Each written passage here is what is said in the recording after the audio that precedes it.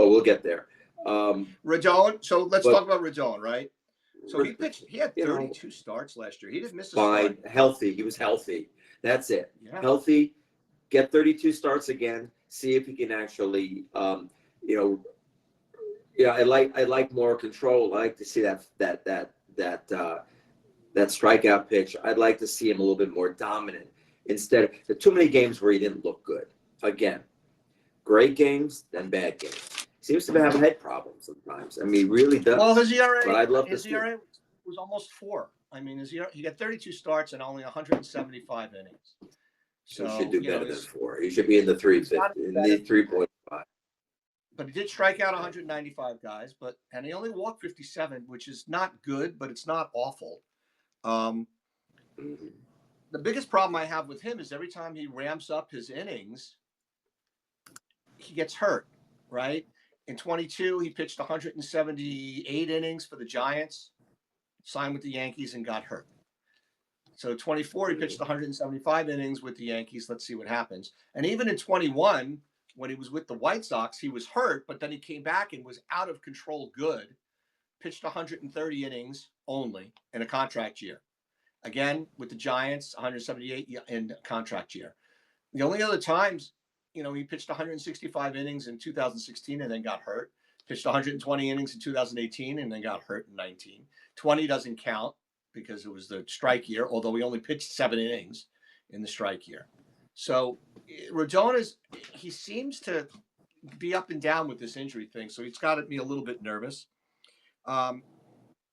His hits per 9 is also way up, but his strikeouts were up. Strikeouts per 9 was up. And in reality, his playoff performance, he's throwing too many pitches. Well, I'll say the same thing I'm going to say about Schmidt.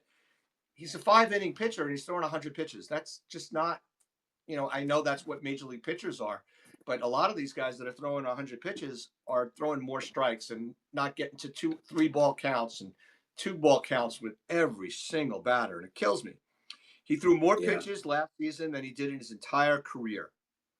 And that's not even counting the 24 postseason where he threw even more pitches. So of all the guys that are injury prone on the team, I think he's the highest risk for injury of all the guys.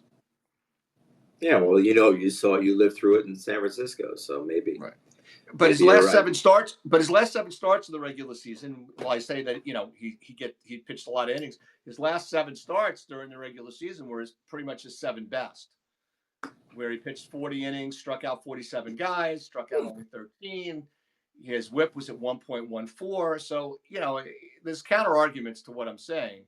But he didn't do his postseason sucked. He was a 5.6. He had one good game. Wasn't good. He's not a good career, terrible career postseason picture. He didn't walk anybody in the postseason. That's what's funny to me. Yeah. He didn't walk anybody in the postseason. According to Baseball Reference, he pitched 17 innings, struck out 25 guys, and only walked 1. Which is great. Problem is he allowed 21 hits and 5 home runs. So with 21 hits, what was his whip?